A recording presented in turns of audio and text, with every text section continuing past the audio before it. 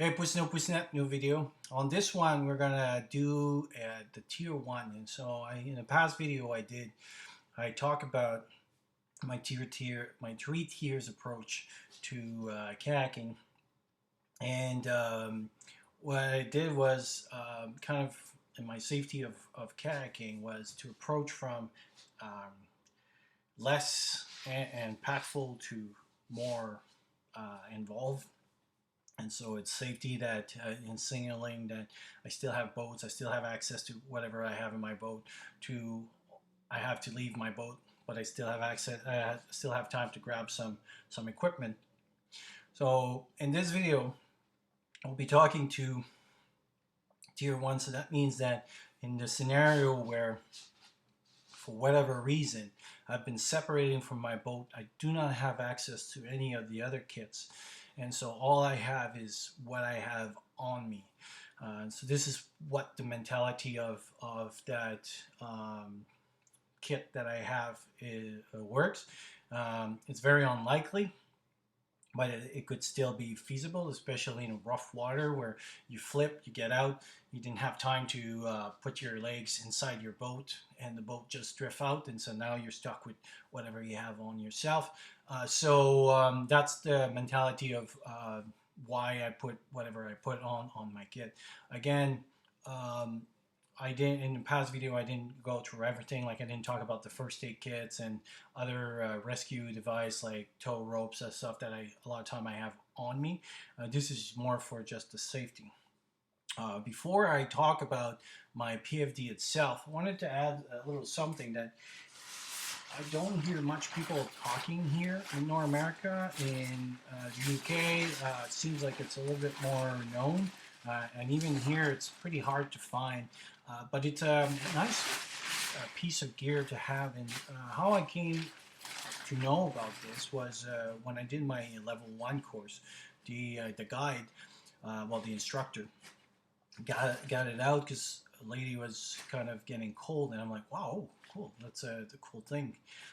So what it is, it's basically like a poncho, but it has multi-purpose, and this is why I added in my kit, and this is what I think I would mention about it. They're not cheap, especially here in North America. The only one I could find was close to, I think, $290. But there's two ways, and this is how I got mine here. So one way is to order it from the UK. I found that by ordering in the UK at the price it was cheaper. And plus I added a few more things, but even with the shipment and everything here in Canada was cheaper than to buy the actual other ones that would at the $300 mark. So I'll leave a link below on the ones that I'll show you, but also there's some YouTube videos on how to make your own. So if you're familiar with, it's not that hard. Like it's just more once you understand the concept. If you have any material at home, and so if you like, for example, if you have the botti bag, which I talked in the past, they're pretty relatively cheap to buy, and that would make a good material to make it, because basically all it is a shelter. But what it is, and they're made large because the usefulness that you're supposed to have this is that it's versus a jacket that you would wear under your PFD. This is to wear over. And so imagine that you just flip, you're cold, you grab this, and so this stays into my day hatch all the time. I just grab it, and you can give it to somebody else while you're still in the water, and they don't need to undress and take off the PFD. You put that over the PFD. So they made large for that purpose, so that you can put that over your PFD, and they're thought of too because you can access stuff in your PFD. So put them on you, and it's basically a jacket. Like I was saying, so you see I can put my hands, but inside the hole is there, so that means anything that I have on my PFD I can access. So I can wear my hands this way as well. I put it correctly now, but I can access my PFD from this hole right here. So that means if I have anything inside, I can access, but also I can warm my hands if I have this. Um, it's made also to, as you can see here, that I got like kind of hold it in the back a little bit. It has a hood if it starts raining. Um, they're made to kind of prevent water to come in. And one of their biggest thing compared to having, let's say, well, you say, why don't I just buy a poncho? And you could. One of the big advantage of those is that at the bottom, they have this spray skirt that you can put over. And so for those that never went to kayaking on the sea, they always put a spray skirt to prevent the water to come in. Well, those jacket comes with the system, so that means you can have your spray skirt and then put that on top, and it has the emergency in case that you need to do a wet exit. Like I'm just put it in, I'm already feeling pretty warm. The material inside, as you can see, it's kind of reflective, and so it reflects the heat inside. And so, a lot of the patch outside is to reflect lights, and so you have sunlight on your head on both sides here, and so basically, so it's kind of a multi-tool use item. It can be used for, like I said, like that time. This lady was just cold because we were practicing some wet exit and stuff, and it was kind of getting windy, and so we put it there. So just being there, but also now in the emergency part of it, you can use that as a shelter. So if I put a little fire or even a candle under this, and I just sit down on my in kind of crotch, well, I have a shelter over me, so I can be used for that. And again, you just flipped over and stuff, or even it's getting cold and you went just it was a beautiful day and weather changed on you, and you didn't bring all the gear. You thought, it was going to be a nice day, and you just had like t-shirts, or like, you didn't prepare properly, or somebody in your group didn't prepare properly. Well, you just grab this and you can give them, and because it can be hold um, on top because of that little ring at the bottom here, with the spray skirt, that means that you can put that over your spray skirt and not impact your safety of getting out if you have to do a wet exit. When we call a wet exit, that means that your boat has flipped over and you're stuck in it, and if you don't know how to turn, you have to get out. And why it's wet, because when you get out, water rush into your boat, and also you get wet because you're into the water. And so that's what they call a wet exit. But to do this, when you have the skirt, because literally if you're sitting in your boat and you turn upside down, there's no water getting in, but you're not able to get out either. So you have to pull, and this is why those handles are very important, because the seal that those skirt do, you have to pull that to break that seal so that you can get out of it. And so those material have the handle so that you can pull while you're upside down with them. So I found that it's a great items to add, and again, I'll put the link down. It's a multi-use item, and if you buy, I'll put the 2 links if you just don't want to bother with bringing it out stuff. The one that is a little bit more expensive has more feature, but again, it's $300 when you start in kayak. It started adding a little bit. This one, ordering other stuff, and there was some nice repair kits that I ordered from, and with the cost of shipping and everything, I think it came to the price that it would have started to cost me. So I had this plus other stuff plus the shipping and everything came to the price that it would have cost me just to order the other one. And that's like, well, actually not even order it at that point. I still have to pay the fees of getting it delivered to me and everything and stuff. So so it came a much better deal. So I'll put the 2 link down in this video. So now on tier 1. So again, that doesn't mean that if I would fall into the water, I would have access to this, but I thought it was still close on you, and it's a good because if you watch the other video, I didn't have any shelter inside the bag. It's because that's my purpose. That bag is to use as my shelter. So it's to put that on and create a shelter with this. I have a blanket that could be used as a shelter, but my goal is more to use this as my shelter because it's easy. It protects you from the element. Like I said, I just spend like 2 minutes on it and I'm already like warm. So it's very good at reflecting and keeping the heat because that's its purpose. So PFD. So now the worst that could happen happened. I flipped over. I'm in the water with absolutely nothing else than what I have on my person. And so when I start thinking about that scenario, that's how I put up my PFD on it. First, the PFD is a Mountain Equipment Co-op PFD. I think it's the guide one. Pretty bulky because it can carry a lot of stuff, but still comfortable. So to start, this actually is my new purpose.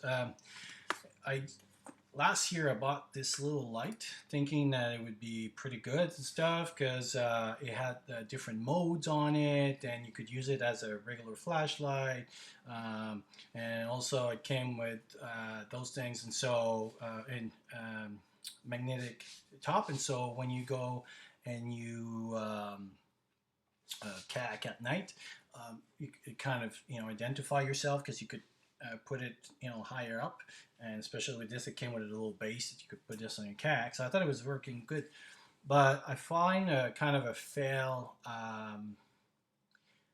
purpose of it. So the light itself worked great. I didn't have any problem. No water got in when I practiced, and actually it comes with a little whistle as well. If you can see over here, kind of a little whistle as an attachment. So that was like, oh, that's pretty cool.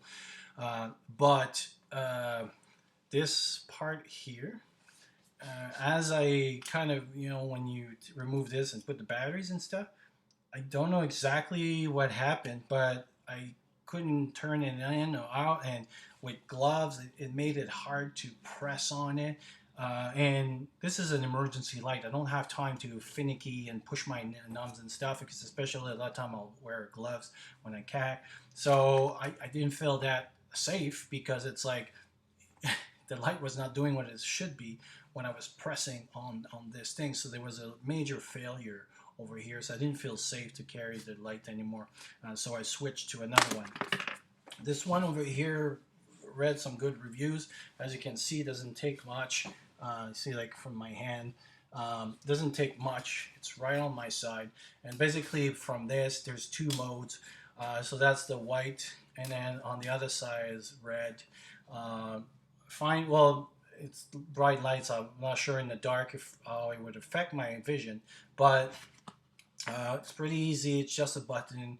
A lot of people use this for scuba diving, so that means even seawater doesn't seem to affect those, because a lot of the gear that I have to purchase or think about, seawater is a big one. Like last year when I started to put survival kits in there, a lot of my ferrous rods and stuff that I used to use on land got destroyed by the seawater that just sip all over your place. You always have to clean your gear and things like that. And even I had a nice knife and I had to change because rust was starting to show, because it's more for regular water, not seawater. And everything that you would want to make seawater proof, so like for example, knife goes like the same knife that I had, I think was like $50 for regular water.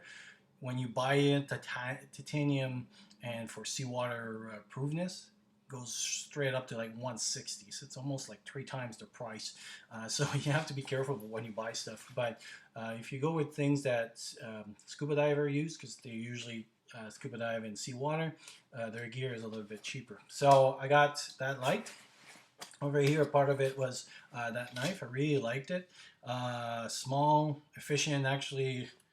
So, I had a little misfortune, a little bit happened, and I had to use it to cut a strap that got stuck, and it happened very quick, and I was in the water, and it worked very good, and And so far, I flipped a few times, practicing and stuff in the seawater. I didn't see any rust or anything like that from it. So, and it's not too big, no bulky, carries pretty well. So that comes with this. Over here, I got like a watch just to keep for time, and I got a whistle right away. And I put one of those clips here. And so the reason is that every time you attach something outside you could get caught. No matter how small it is, you could get caught something, and it could hold. So what I did was to put kind of a emergency escape.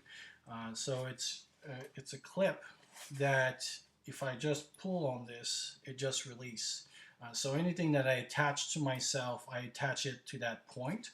And so if something would happen, so you see, like, just everything would just collapse, and so it would detach itself pretty quickly out of my PFD. So all I have is to pull this, and everything points. So it makes me a central point to attach everything, and then also an emergency point that if something gets caught and I'm feeling I'm getting dragged or whatever, all I have to do is pull this, and it leaves me. So over here I got a mirror. I have to be careful. So the one that you put in your PFD, because a lot of time, I practice and things like that. In the past, I had one that I don't know if it was rust. Anyway, something happened with the mirror that it was, and it became all cracked and everything because the seawater got in there. So far, this one seems to have worked. It's just like a cheap one from Coleman.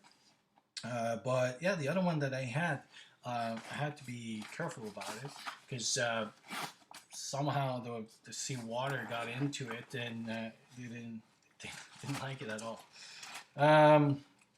I got one of those Pez headlamp.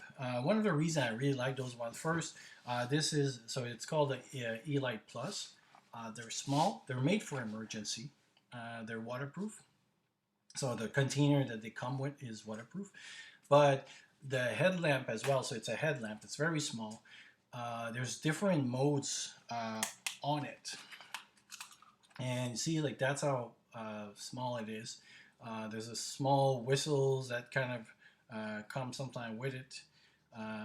So that's what the headlamp looks. But as you can see, there's different modes, and you can either have like so you can have like just so it can be used as a regular headlamp. So for example, this is like the white, but also now it can be used as a strobe. See, I can use it also as an emergency call. But if I just put it on this one, see, like, there's different brightness. So I can use it as a regular lamp. But then you can also use it as SOS. You got the red SOS. You can use also the red lights. So for a small, and they're not that expensive. And this is the locking mechanism, so that means it cannot go on its own. Very small, very compact, easy to carry, waterproof. So I thought it's a good add-on to my PFD. So I have this as the emergency on it. Then I carry a small compass. So if something happens, I can take an estimate. I also carry a bunch of cards. It's called the Canadian Aids to Navigation System. And so if I go to a place and I don't know the buoy, what it would look like, we don't really deal with that so much because we're not supposed to be really in the middle of it. But still, like, it's kind of nice to know. So for example, those buoy, it would explain all the buoys and stuff. And then on the other side of the card, there's also emergency procedure of what to do. So this is the light signals, what they means, like the cardinals, what they would look like, and so that's the kind of lights that they would have and stuff. And so there's a whole code and all the so when it's buoy, that kind of buoy, it's always the same thing. So that way everybody can, and you have the flags. So for very compact and a lot of information, it's pretty easy to carry here. I also have another, so in case that I lose this one that comes here, the purpose of this one is just it's easy and convenient because it's there, but it obviously could fall down. So I have another one stuck in there that would take a little bit longer time to open. Um, and then I order their little cards that have a bunch of information, liters, inventory, wind speed converters, night navigation cards. So more like information that kind of reminders. Um, Out of the kit that I was telling you about, that's part of the repair kit that I bought from them. And so what I have in here is a piece of I forgot what was the name, but it's a certain tape that you basically. So this is why it's in here. So that means if I have to do a quick repair as the boat is right there on the water, this piece of tape could be put quickly. So if the boat is taking water and bringing it on me, and obviously I don't have time to repair and stuff, I just want to put something that sticks. So that's what that tape is over here. And also there's this thing called surf wax, and so that works better for plastic boats. This is more for composite and fiberglass boats. It can works also on plastic, but I would probably use more of my surf wax for that. And apparently it's mireable and it's a little bit like putty that you can put on the boats. I also have as you can see here, kind of not a zip tie, but a bungee cord, and one of those cheap dollar store um, poncho. And the reason I have this is that if your kayak lose one of its cover and water gets in there, you could basically sink. And so what this is, it becomes an emergency cover. And so what I would do is put the thing and then wrap the bungee around it, and so basically I could an improvised cover until we get back on the beach. And so it stays in my pocket because obviously you need access to it very rapidly. If I would be in the water too, because it's my boat that it's taking, I could pass that to someone or repair. So at least that's in there. So this is more for like regular emergencies and stuff. My radio is right here, always accessible. So that's my VHF radio. I've changed to the old ones that I had, and there's one reason and one particularity that I went with this one, and it's right here. Yes, that's a USB port. So one thing that I was finding very difficult was to, when I go kayaking for a few days, was to having to bring a 12 volt source to recharge my radios, because most of radios needs 12 volts. So either you needed to buy new batteries or recharge it with a 12 volt port. Well, this is a USB port. Everybody pretty much now in the outdoors always carry an extra bank or something like this to charge their radio, to charge their phone, use their iPads and stuff. And I have a few blanks. So I found that a USB was more useful to recharge my battery on a regular basis, but also in case of an emergency, in my ditch bag I put in a USB bank, and it's much easier to recharge my radio. So for whatever reason, let's say, because obviously more you use those babies, more you're draining your battery. So if I would be in an emergency and I keep calling Mayday, Mayday, Mayday, Mayday, Mayday, Mayday, Mayday, Mayday, the radio is getting drained. Well, now I have a battery bank that I can recharge my radio to respond and answer a little bit more. And because it's USB, it's easier than to carry a 12 volt system where I would have to recharge my batteries and stuff. So that's why I went with that radio. So far, it does everything that I want. It has like some nice feature about it. And also, I've used it like leaving it on all day, and battery lasts pretty long. Because a lot of people say sometimes because it's USB, it doesn't last as long and stuff. But on listening, I found that it worked very good. I didn't try in the scenario of like trying to go, like safety emergency, but so far it's been working pretty good. So now, as you can see, I got two pockets on each side of my PFD. This one I don't have anything in it right now. This one, what I may put, and I'll put a picture over here. I'm not quite sure yet, but it would be either a laser or another system to kind of flare, so a laser flare, electronic laser flare, or another system that I could basically put, and I could. The reason I would go more maybe with the other system is that I could use it as well for because the laser flare is that something would have to present. So like I would have to see someone to kind of hey, because basically it's the equivalent of the light mirror, but it's a laser, so at night you can use that one. But the other system is that during the day or night, it produces a lot of lights, it floats, so it could be useful. And to identify, I could also use it in the outdoors. So in here, what I carry is basically a emergency system. So first, it's a tourniquet. So if something happens right away, I pull this. I can put a tourniquet on the arms and stop it bleeding right away. There's a blanket. So even if I'm able to bring somebody back on their kayak, I can cover them right away with a blanket. And if it's cold, or if it's myself, because as you can see, I put it in a vacuum bag. And so if I'm the one that goes into the water and I can swim all the way up to the beach or something and I get out, and I can make myself at least a little shelter with that.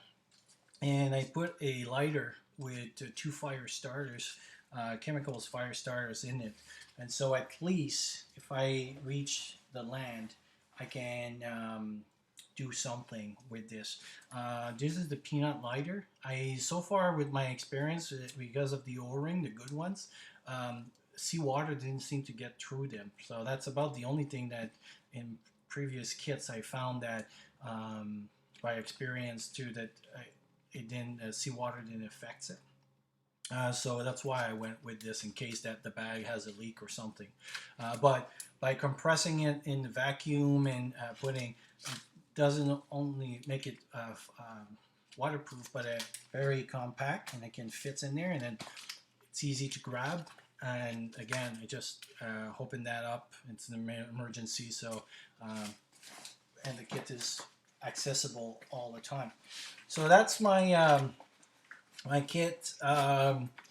I tried to maybe I was thinking about foods and things, but when you're in that situation when you're only your PFD and stuff, it's really get something to be called. Another device, and I'll put a picture right now here that I'm looking at is kind of so the spot system. That's why I used to have, but I've been having trouble with their customer service and stuff. And there's this new device that seems to be working a little bit better and has more. The price are not too bad, and so I'll put it over here. And it has a kind of 911, and it's a small device, and you can use your send text and stuff like that because the way you use kind of it doesn't lose. It's more like a satellite phone than a kind of a GPS. So that's why I like about that system. It's not. It's almost the same price at the Spot. So I'm looking at probably buying that one. But it would go into this pocket, and so again, something happened.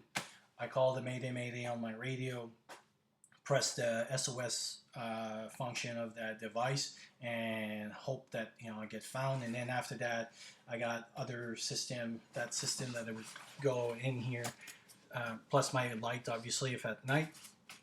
And during the day, if I'm in the water, so this is why the system here would be I'm in the water and I need to be identified somehow, so I can either shine it.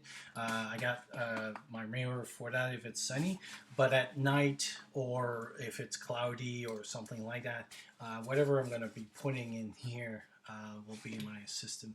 And I may also add another flare, electronic flare, which I'll show the picture here in the back here. And when I'm going electronic flares versus the regular flares is price. So a lot of those flares are super expensive, and the problem is that then every 2 years, if you want to, stay with the expiry date, you have to keep it. By legislation, kayak don't have to. So basically, I'm not mandatory to have. So if I had a boat, they force me to do it. So sure, it's money, but I don't. But because I don't have a boat, I still want to have the safety of having a flare. But if I'm going to do it, might as well spend the same amount of money, buy something that is going to durable, and then I don't have to change it every 2 years. I don't have to go to a special place to throw it away. I can just reuse the system. So that's why I want to go towards electronic. And so those will be the three things that I want to talk. Anyway, that was the my tier one. If you have any suggestion or question, don't hesitate to write it down. I'll talk to you soon.